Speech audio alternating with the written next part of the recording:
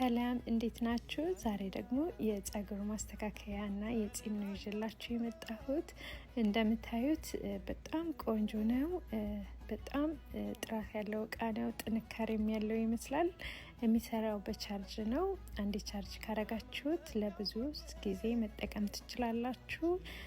ከዛ ውጭ ደግሞ ብዙ መገጣጠሚያ ክሊፖች ስላሉት ጀማሪን ብትሆኑ ራሱ ለማስተካከል በጣም ቀላል ነው።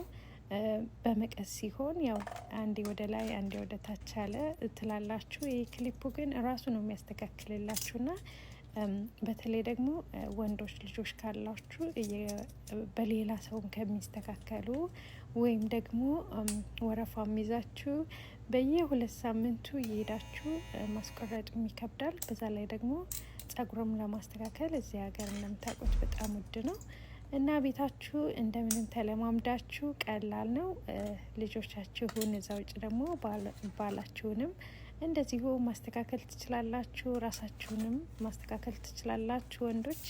እኔ በጣም ወድጀዋለሁ። እንደኔ ከወደዳችሁት ስር ኦሬንጅ ካርታ አለ፣ እሱን በመጫን ማዘዝ ትችላላችሁ። አመሰግናለሁ።